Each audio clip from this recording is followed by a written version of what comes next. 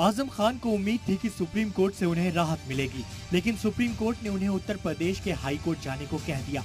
Supreme court ने पूरे मामले को लेकर कहा कि पहले आप हाई कोर्ट जाइए, जहां चीफ जस्टिस आपके मामले को एक बेंच बनाकर सुनेंगे।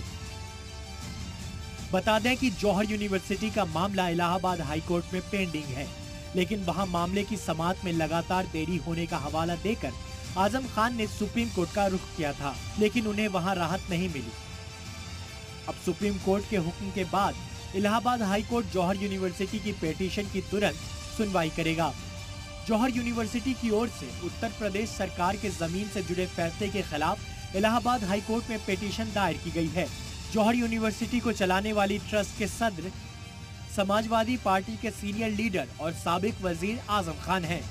इल्जाम के मुताबिक समाजवादी पार्टी की सरकार में आजम खान की जौहर यूनिवर्सिटी को रियायती दर पर एक स्कूल की जमीन 99 साल की लीज पर दी गई थी।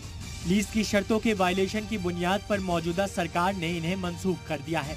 उत्तर प्रदेश सरकार ने आजम खान पर इल्जाम लगाया है कि उन्होंने यूपी सरकार में सत्ता में रहने के दौरान जौहर यूनिवर्सिटी के काम करने के लिए 106 करोड़ रुपए के सरकारी पैसों का इस्तेमाल किया था। इसके अलावा भी आजम खान की मौलाना अली जौहर यूनिवर्सिटी पे कई इल्जाम लगे हैं। यूपी सरकार की तरफ से कहा गया कि वहां जो भी काम हुआ उसमें नियमों को पूरी तरह से अनदेखी की गई। वाटर डिपार्टमेंट ने जो काम किया उसके लिए किसी भी तरह की ऑफिशियल इजाजत या नियमों का पालन नहीं किया गया। इसी तरह पब्लिक वर्क्स डिपार्टमेंट की ओर से किए गए काम में भी घोटाला पाया गया।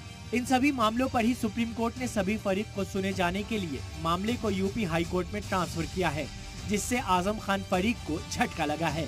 ब्यूरो रिपोर्ट, जी मीडिया।